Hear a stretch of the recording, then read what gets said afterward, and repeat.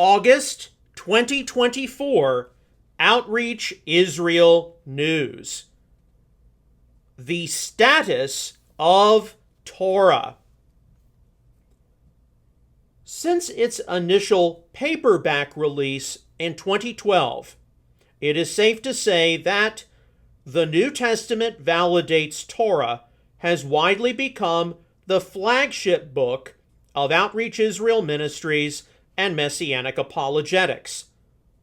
While there have been new resources released for the broad Messianic movement since that time, most notably the 2014 Tree of Life Version Bible, TLV, and the 2016 Complete Jewish Study Bible, there is still nothing in 2024 which reaches the scope of the New Testament Validates Torah in terms of defending Messianic essentials involving the post-resurrection era validity and relevance of Moses' teaching. But what does one encounter today in the mid-2020s, looking out at the broad Messianic sphere of influence? Many people across the spectrum, including Messianic Jews, Messianic non-Jews, evangelical Protestants, and those who might identify with some form of Hebrew roots, have read the New Testament Validates Torah and have been positively impacted by it in some way. Certainly, as I have interacted with those who have read this book and provided me feedback, both positive and negative, many have been challenged, in particular, as they know that they need to probably begin having a more Torah or law-positive orientation toward the apostolic scriptures, New Testament. Many know that they definitely need to reevaluate some traditional Christian approaches to the matter of the law and adjust their thinking. Many who have read the New Testament Validates Torah will testify how this was one of their first major books which got them started in their Messianic experience. A number of those who read this publication will often then purchase a number of our other teaching workbooks and commentaries. While many of us can agree on the ongoing validity and relevance of Moses' teaching, we can be seen to implement its instruction in very differing ways. It can be easily observed, for example, how believing in the ongoing validity of the law of Moses for God's people is one thing, certainly in terms of one's ethics and morality.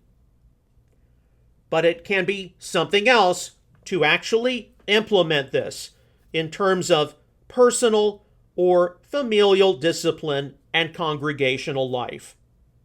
There are those who will be seen to agree with our ministry that God's Torah remains valid and worthwhile instruction for the Messiah's followers. But rather than be seen to demonstrate a traditional style of Torah application consistent with contemporary Messianic Judaism and/or the conservative to Reform synagogue, as our family and ministry do, they might instead demonstrate more of a preference toward an a-traditional style of Torah observance. So what are some of the things which we have witnessed throughout the 2010s and now into the 2020s regarding the status of Torah? This is actually something which has both external and internal factors to be evaluated. There have been a number of somewhat significant materials which I have acquired organically with little effort made or with minimal prompting from others, which have affected much of the status of Torah we are now witnessing in the mid-2020s.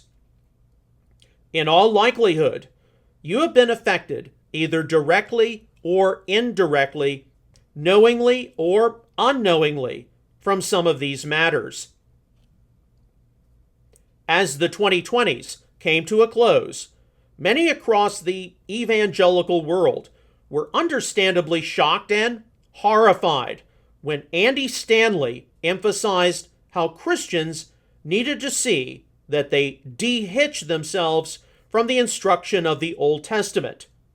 2018. Being the son of the late Charles Stanley, a stalwart evangelical conservative from the late 20th century, Andy Stanley's ministry has been seen to embrace more and more progressive and LGBTQ plus affirming perspectives. And many have rightly attributed his theological devolution to his broad dismissal of the Tanakh scriptures as having any real moral or ethical relevance for Christian believers. While Stanley's apostate orientation is widely known, he is hardly alone, as a prime example of what happens when a theological foundation beginning with the Torah of God is removed. Thankfully, among various evangelical Old Testament scholars, there have been various studies released, which to various degrees have stressed the high value of the law of Moses for followers of Jesus. One of the most important studies has doubtlessly been Bearing God's Name, Why Sinai Still Matters by Carmen Joy Imes, 2019. While none of these Christian examinations would go as far as today's Messianic movement in stressing how the New Covenant does not abrogate instructions such as the seventh-day Sabbath, Shabbat, appointed times or Moedim, or the kosher dietary laws. These examinations are keen to recognize how much of the contemporary church is ethically and morally suffering because of disregarding the ethical principles of the law of Moses. And indeed, a number of resources have been lauded and positively employed by those who have a pro-Torah perspective. Yet, even with a number of evangelical theologians wanting to stress continuity between the Old and New Testaments, with the former having more relevance than not for believers, the overall momentum witnessed, even in academics, is epitomized in the title, The Old Testament is Dying, 2017. When I was attending Asbury Theological Seminary for my MA in Biblical Studies, 2005 to 2009, the main trend which was changing Pauline studies was the effect of the new perspective of Paul, in particular from proposals made by scholars such as James D.G. Dunn and N.T. Wright. Some of their perspectives have been considered in this resource, The New Testament Validates Torah 2024 status, in the chapters What Are Works of the Law and The Faithfulness of Yeshua the Messiah, as well as my commentaries on Galatians and Romans. The new perspective of Paul has widely been responsible for interjecting the thought that what can be perceived as Pauline attacks on the law were actually criticisms against first-century Jewish particularism, i.e. Romans 2:17-29, with Jewish possession of the Torah and identity hardly sufficient to be considered righteous or in proper covenant status with the God of Israel. In the 2020s, as Pauline studies have developed, there continue to be those who adhere to various aspects of the new perspective of Paul, although modified criticisms of the new perspective of Paul have also been seen. The 2010s and now mid-2020s has seen the rise of a further major school of Pauline interpretation: Paul within Judaism. While still developing, it does rightly try to understand the ministry and mission of the Apostle Paul within the world of Second Temple Judaism. It widely approaches Paul as being the apostle to the Gentiles, in that Paul's seeming criticism of the Mosaic Torah was to discourage non-Jewish Messiah followers from living as ethnic Jews, but instead as redeemed persons from the nations of planet Earth at large. Paul's letters were largely not written to mixed communities of both Jewish and non-Jewish believers, but instead mainly non-Jewish persons.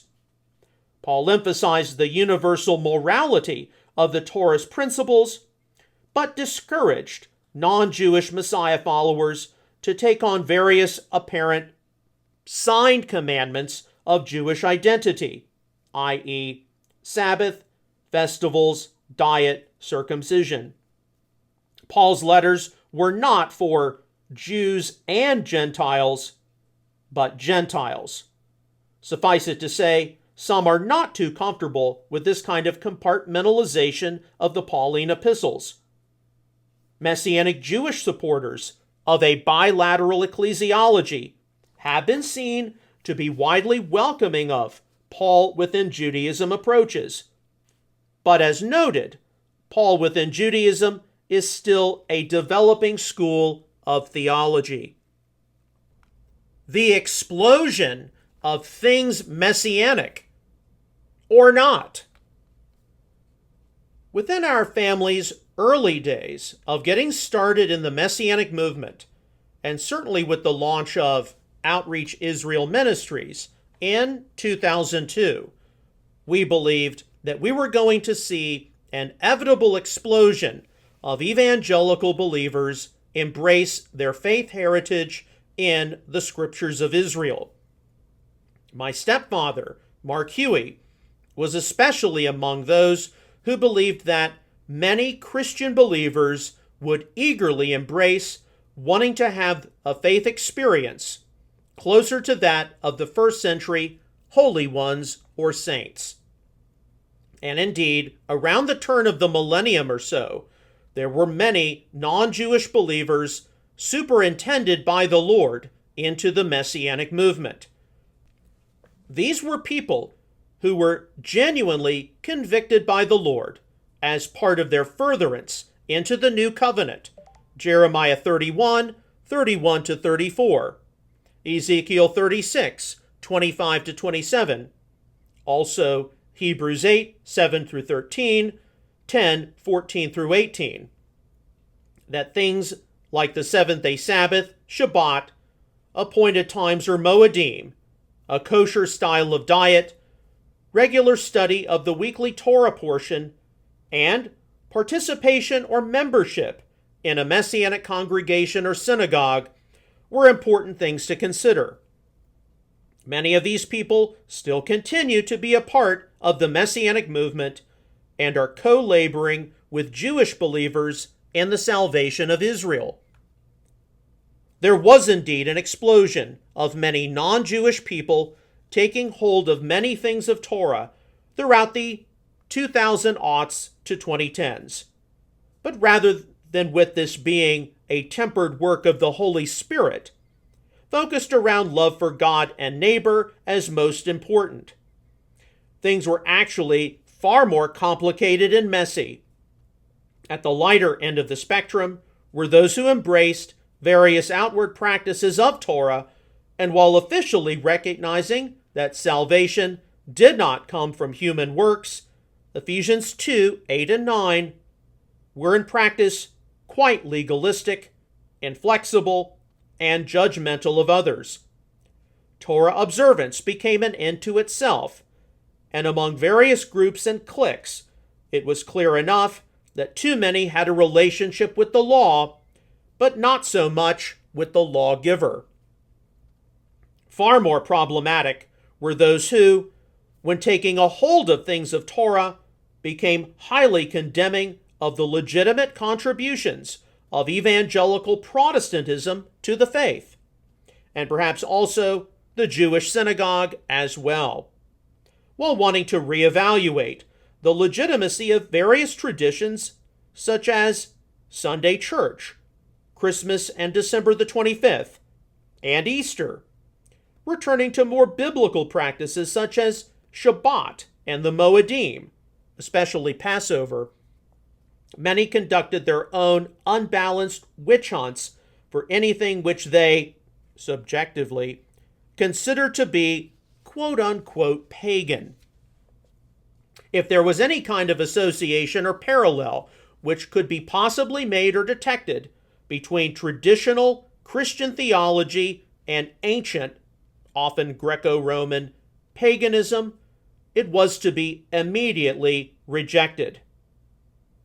Many, in embracing things of Torah, were then seen to reject doctrines such as the revealed triunity of God and divinity of Yeshua, and an intermediate afterlife in heaven or hell prior to the resurrection.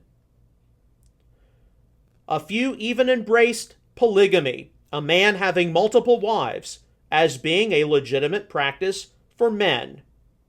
Very quickly, difficult texts of the apostolic writings, such as Hebrews, Galatians, Romans, 1 Corinthians, and others, became spurious and illegitimate, to then be followed by the Gospels.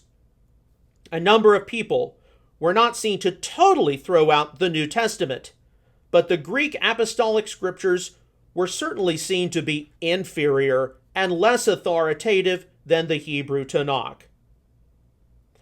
A number of people who embraced outward things of Torah, though, have quite sadly fallen prey to the arguments of the Jewish anti-missionary movement and have denied Yeshua as Messiah. It is a sad fact that as we get closer and closer to the Messiah's return, that there will be apostasy from faith in him on many different levels. 2 Thessalonians 2:3. Those who have followed the ministry of Outreach Israel and Messianic apologetics know that we have had our hands full for many years in trying to best address many of the criticisms which have been out there against the integrity of the apostolic writings. Because of technology being what it is now, ideas which are targeted against the veracity of the New Testament or the Messiahship of Yeshua can now reach into any Messianic congregation or synagogue, no matter how much the local leadership may try to proactively keep ideas from being circulated or discussed. The various resources I have passively acquired over the past 10 to 12 years are reflective of those who are reasonable in terms of addressing some kind of a Torah perspective, to those which are seen to promote various forms of legalism and or levels of negative disdain for much of Christianity, to those which are actually seen to, at least indirectly, support non-Jewish believers denying Yeshua as Messiah. While it is palpably true that non-Jewish people embracing outward things of Torah is a theological and spiritual reality to be contended with, it is also true that this is going to be responsible for more and more complex challenges as the future unfolds.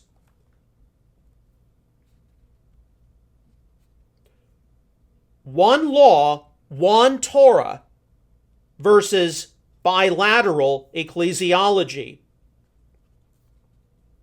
It would be very hard, especially if someone was a non-Jewish believer involved within the Messianic sphere of influence, to not in some way be affected by the controversies and rivalries present between one law or one Torah theology and Messianic Jewish bilateral ecclesiology. while there are many Messianic people, Jewish and non-Jewish, who do not like much of the tension and division which has been manifested from both sectors. Theology since the Protestant Reformation has been frequently created in an environment of conflict. Over the past decade or so, whether it be one law or one Torah or bilateral ecclesiology, both have contributed to polarizing a great deal of the theological maturation, or lack thereof, of a great deal of persons within the broad Messianic community. One law or one Torah theology widely arose after the turn of the millennium as a spin-off from Messianic Judaism, attempting to sort through the issue of why so many non-Jewish believers were being drawn by the Lord into the Messianic movement.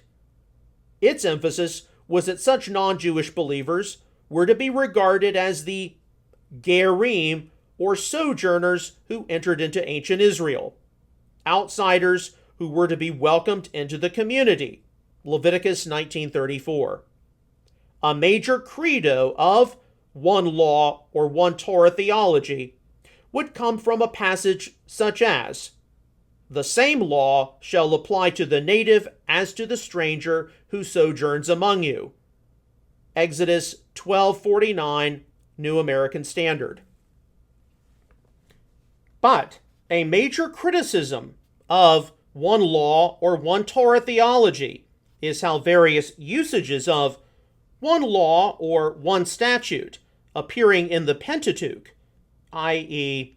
Exodus 12:48 and 49, Leviticus 24:22, Numbers 9:14, 15 and 16, 29 and 30, did not concern universal Torah adherence, but instead some kind of specific instruction, as in the case of Exodus 12:48 and 49, circumcision of native and sojourner in order to eat of the Passover lamb or sacrifice. For certain, universal Torah education within the community of ancient Israel was required, Deuteronomy 31:12. But a major criticism of one law or one Torah theology has been how it has emphasized that there were almost no differences of any kind between native Israelite and welcome sojourner. This is an untenable position given the obvious fact that only native Israelites could expect tribal inheritance in the Holy Land. Likewise, a number of other differences were present, i.e. Deuteronomy 14:21, a reflection on the common condition of sojourners being among a poor and vulnerable class. Leviticus 19:10, 23:22, Deuteronomy 24:14. It would be correct, however, to assert that within ancient Israel, both natives and sojourners had far more in common than not. While one law or one Torah theology has not been keen on noting a few of the notable differences between natives and sojourners in ancient Israel, many more controversies have taken place due to much of the Torah legalism, inflexibility, and fundamentalism seen throughout its ranks. The matters it has raised, however, involve the necessary impetus that today's Messianic community focus on common values of faith in the Lord first and various differences second, in order to dispel any suspicion, rivalry, or feelings of inferiority. Quite at the opposite end of the spectrum has been Messianic Jewish bilateral ecclesiology, something which has been often traced to the 2005 release of Post-Missionary Messianic Judaism by Mark S. Kinzer. Bilateral ecclesiology does advocate that, all of God's people compose the Ephesians 2:11 through 13 Commonwealth of Israel. But that such a Commonwealth of Israel is composed of two distinct branches: the ethnic Jewish people and/or Messianic Jewish community, and the Christian church. Non-Jewish believers may be regarded as a part of the latter. Bilateral ecclesiology has been welcomed in various academic and scholastic circles, particularly in response to growing tides of supersessionism or replacement theology. Various Messianic Jewish proponents of bilateral ecclesiology are seen to be negatively inclined to non-Jewish believers taking on or participating in various outward elements of Torah, i.e., Sabbath, festivals, kosher. And such have indeed been responsible in various ways to seeing various non-Jewish believers, at least indirectly, pressured to leave Messianic Jewish congregations. Yet, Messianic Judaism is hardly universal in terms of bilateral ecclesiology, with various leaders rising up stressing one new man, Ephesians 2:15, unity, with many being quite supportive of non-Jewish believers being involved with things of Torah, provided they are genuinely called by the Lord into the Messianic movement, also involving participation in the Messianic mission of Jewish outreach, evangelism, and Israel solidarity. Sadly, many who are favorable toward non-Jewish believers participating in things such as Shabbat or the Moedim are now likely to be branded as being one law, even if they are seen to have had many points of disagreement with those who formally identify with one law or one Torah theology. It cannot go unmentioned how Messianic Judaism itself is not uniform regarding the role of the Torah or law of Moses for Jewish believers themselves.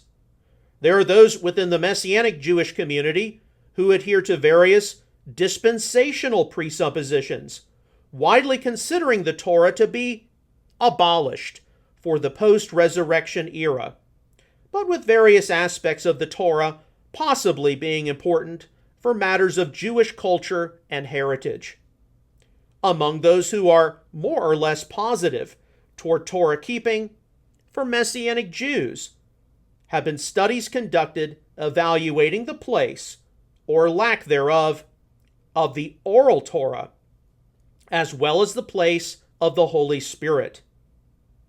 External analysis by law-positive evangelical Old Testament theologians regarding Messianic Jews and the Torah has also been conducted. Pronomian Christianity.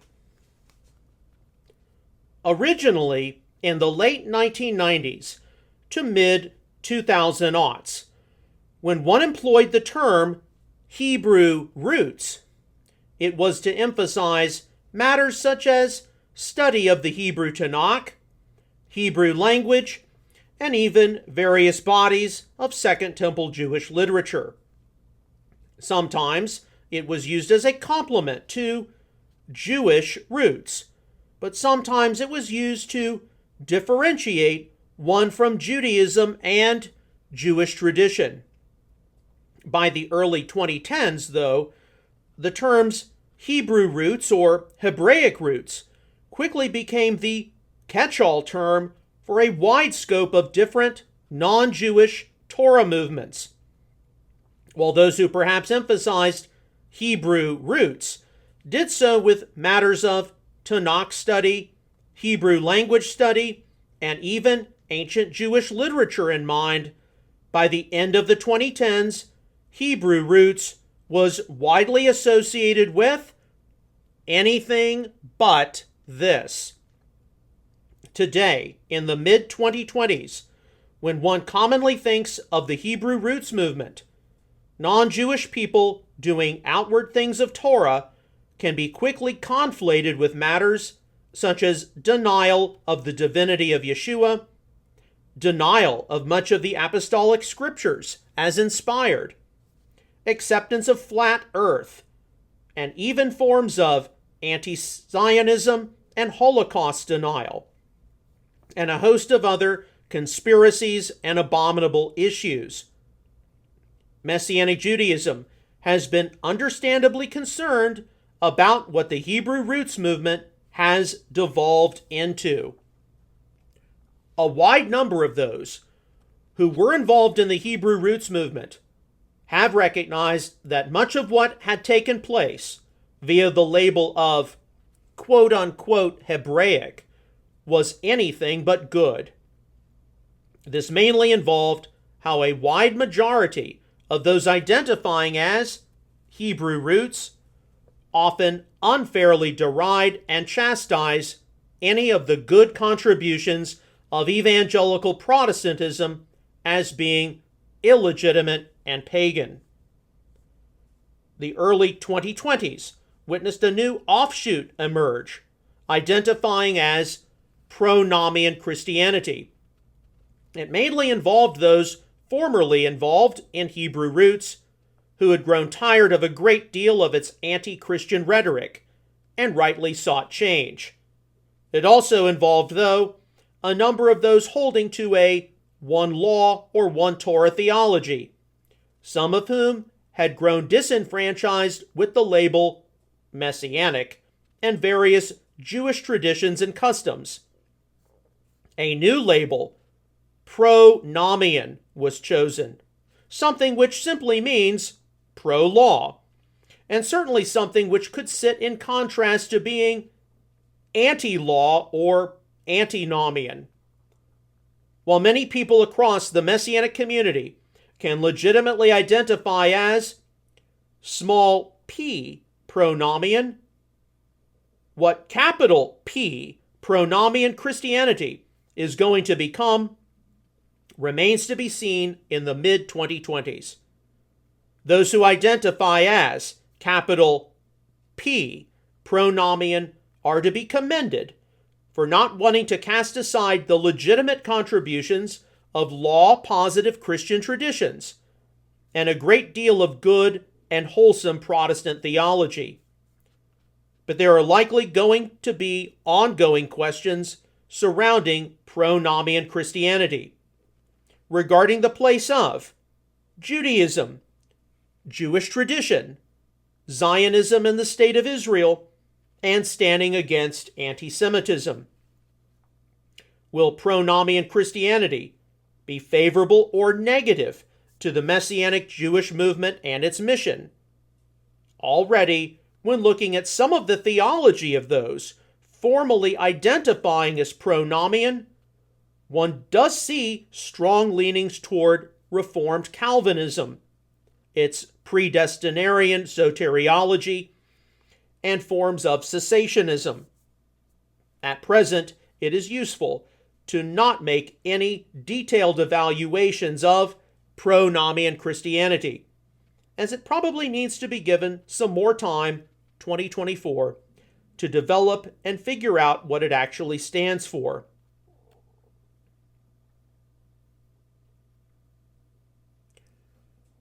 Torahism. It was probably inevitable, given the huge explosion of the Hebrew roots movement across social media, that at the end of the 2010s, someone in the Christian world was going to take notice and begin refuting much of the false doctrine, shoddy scholarship, and extremism encountered. In 2019, I was sent a complimentary copy of the book, Torahism: Are Christians Required to Keep the Law of Moses? By R.L. Solberg. Solberg has been responsible for coining the term Torahism, which is best defined as some kind of a theology which focuses on a Torah foundation and outward Torah matters. It is easily deduced from his writings and many internet broadcasts, how he sees more contrasts rather than continuity between the practices of the Tanakh, Old Testament, and apostolic writings, New Testament. What is labeled as Torahism could apply, on some level, to non-Jewish believers who in some way have been prompted to consider matters such as the seventh-day Sabbath, Shabbat, the appointed times, Moedim, or a kosher style of diet, as well as to Jewish believers maintaining a level of fidelity to the covenants made with their ancestors. Solberg does fairly recognize how those practicing what he labels as Torahism can vary, as not all are extreme legalists trying to earn their salvation by human works. As he states in his 2022 update of Are Christians Required to Keep the Law of Moses? Quote, when Torahism focuses on how our faith should be lived out, rather than how we are justified or saved, it is a matter between brothers and sisters in the faith. It's a family disagreement on par with disputes about infant baptism versus believers' baptism, or dispensationalism versus covenant theology. These are not unimportant issues, but they are secondary in the sense that there is room for disagreement among believers. Unquote. Solberg would seemingly classify a ministry like Outreach Israel and Messianic Apologetics along these same lines, given our strong track record of speaking against legalism, inflexibility, works righteousness, and even Torah-olatry, and instead stressing it as part of a believer's sanctification and growth in holiness. While we would have strong theological differences and disagreements on the post-resurrection era validity of the Torah, and perhaps what the new covenant involves, Jeremiah 31, 31 to 34, Ezekiel 36, 25 to 27, Hebrews 8, 7 to 13, 10, 14 through 18. I doubt he would consider us as promoting things at the level of heresy. However, to focus the considerable bulk of one's ministry attention, as Solberg has, on people disregarding the post-resurrection era validity or relevance of God's Torah is likely to beg considerable, ongoing questions for the future and prophesied spread of lawlessness, Matthew 24:12. Many of the significant ethical and moral controversies faced by evangelicalism directly originate in disregarding the significance of the Torah or Law of Moses. Those who actively encourage people to dismiss the principles of the Torah and Tanakh are not in as strong position as they think they are to see Messiah followers incorporate the values and ethics of Yeshua of Nazareth. The Torah of Messiah. Anyone who has entered into a quest of becoming Torah observant to some degree is likely to have gone through a season of making some mistakes and possibly even being a little legalistic and judgmental of others. We are each human after all. I myself, as a part of my ongoing apologetics ministry, will frequently have to walk people through some of the mistakes and errors which I have made. This not only includes various personal matters of halakha or Torah application, but also how our ministry has had to make a few theological course corrections along the way. In today's messianic sphere of influence, each of us has to navigate through many currents and eddies, ranging from Torah as a matter of hyper-Jewish identity to Torah observance meriting a person eternal salvation, to those who look at the Pentateuch as something of ancient Israel's past and not the church's present or intended future. Some of the most significant statements regarding the Torah for Messiah followers are the following words issued by the Apostle Paul. Bear one another's burdens, and in this way you fulfill the Torah of Messiah. Galatians 6:2, Tree of Life version. Not being without law to God, but within law to Christ. Greek, in nomos Christou, or within the Torah to Messiah. 1 Corinthians 9:21, Young's literal translation. Here, the stress of Paul is seen and how his orientation toward the Torah, or law of Moses, was focused on the Torah's true meaning, which the Messiah upholds. Galatians 6:2, Complete Jewish Bible. For many biblical examiners, this points them to interacting with the challenging words of the Messiah in his Sermon on the Mount of Matthew chapters 5 through 7. Our Lord's definitive interpretation and application of Moses' teaching. While today's Messianic community will interpret his fulfillment words of Matthew 5:17 through 19 as being supportive of the post-resurrection era continuance of practices such as the seventh-day Sabbath, Shabbat, appointed times or Moedim, and kosher dietary laws. The considerable bulk of Matthew chapters 5 through 7 and the Messiah's Torah teachings in general related to the high ethical and moral matters of Moses' teaching. While in the past, many Christian theologians advocated a wide distinction between an independent law of Christ in contrast to a previous law of Moses, some trends indicate that this has begun to shift somewhat.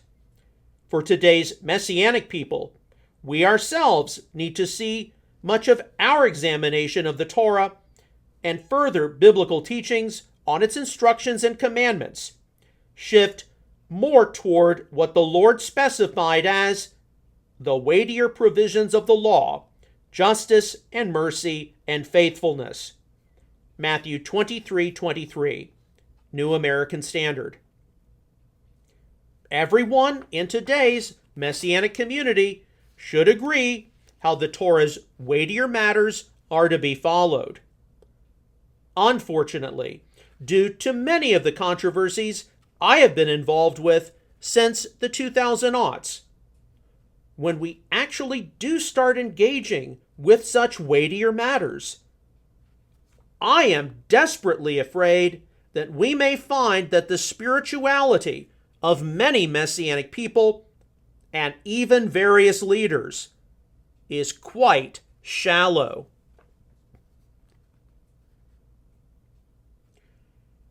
Are you truly called?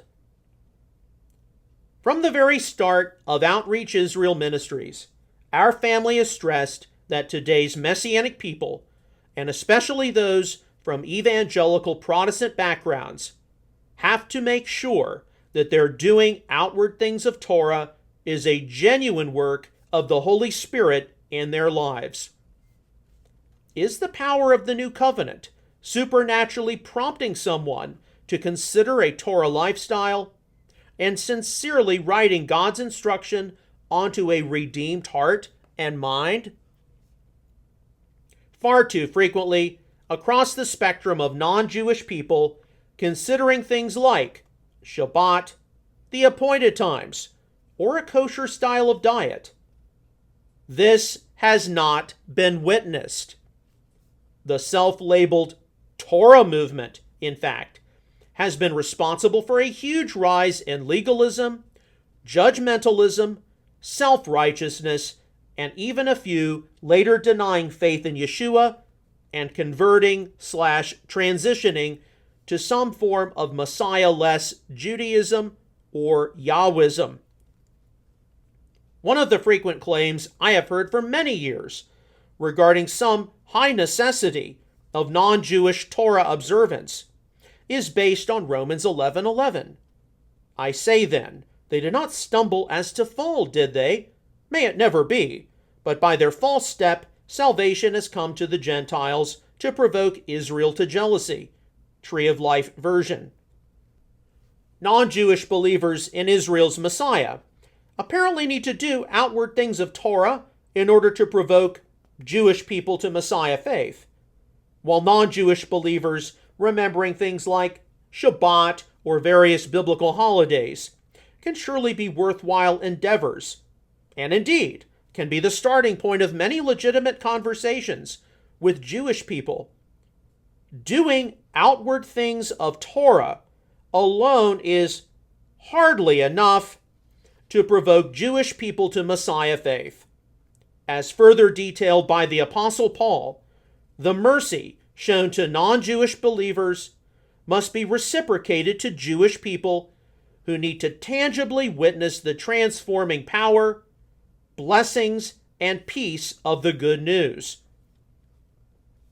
For just as you once were disobedient to God, but now have been shown mercy because of their disobedience, in like manner these also have now been disobedient, with the result that, because of the mercy shown to you, they also may receive mercy. Romans 11:30 and 31, Tree of Life version. Unfortunately, there have been many non-Jewish people thinking that their Torah observance alone was going to provoke Jewish people to Messiah faith, who have later actually ended up leaving the Messiah. This was hardly the fault of God's Torah or its practices. It was the fault of forgetting what the Messianic mission was all about. Today, in much of the Messianic Jewish movement, there is a debate raging about whether it is God's ideal for all of God's people to be involved in outward things of Torah, beyond basic ethical or moral principles. Many have answered a direct no to this. Yet, what none of us deny is that it is God's ideal for Jewish and non-Jewish believers to be working together in the redemption of Israel and salvation of the Jewish people, especially in a time when anti-Semitism and anti-Zionism are on the extreme rise. When non-Jewish believers are active participants and members in Messianic congregations and synagogues, they are in a far better place to provoke Jews to jealousy to Messiah faith, tangibly demonstrating acts of kindness and mercy via the fulfillment of the Messianic mission and the reconciliation present of being one new man humanity, Ephesians 2:15. Then they would be supporting Israel from arm's length from some various church setting. While there are debates in contemporary Messianic Judaism regarding the place of non-Jewish believers and outward matters of Torah, which might cause some to think that Messianic Judaism as a whole tries to turn people away, Messianic Judaism experienced on the ground in much of North America is actually majority non-Jewish. Many Messianic Jewish leaders and rabbis do correctly recognize the valued place of non-Jewish believers in Messianic congregations and synagogues, even including them at all levels of local leadership as elders, deacons, and Messianic pastors. The main question which is asked is, are you called, especially at this phase of development? Is a non-Jewish believer going to be like the figure of Ruth? Ruth 1:16 and 17, to the point of dying with one's Messianic Jewish brothers and sisters if necessary. While many non-Jewish believers have been positively exposed to their faith heritage in the scriptures of Israel, and have partaken of the various blessings of outward matters of Torah, it is not enough to solely be seen fulfilling the prophecies of the nations streaming to Zion in the end times to be taught from Moses' teaching. Micah 4, 1 through 3, Isaiah 2, 2 through 4. Eventually, participating in a lifestyle of Torah and acclimating to the Messianic movement is to involve actively fulfilling the Messianic mission of Jewish outreach, evangelism, Israel solidarity, and standing against anti-Semitism. This is where many non-Jewish people involved in the Messianic movement have actually been seen to move on to other places. For my family, even given various challenges and current limitations of the Messianic Jewish movement, we have continued. What good does it do anyone to reconnect with some kind of a theological foundation in the Torah and Tanakh to then not carry it through? All of us need to have a burden for the lost souls of the Jewish people, just as the Apostle Paul had. Romans 9, 1 through 3. While I firmly believe in the post-resurrection era, validity, and continuance of Moses' teaching, not enough who have stressed Torah validity have then taken it to the next step of emphasizing active participation in the Messianic mission. Yet, I am seeing more and more non-Jewish believers whom the Lord once genuinely convicted about the need to plug into the Torah and Tanakh, being stirred regarding the lack of evangelism and gospel proclamation in the varied non-Jewish Torah movements. Many are beginning to see their participation in things of Torah now needing to mature into being decisively called into the Messianic mission. And while we do not need to be presumptuous, time is short. Let's get on to the work of the restoration of the kingdom to Israel. Acts 1:6.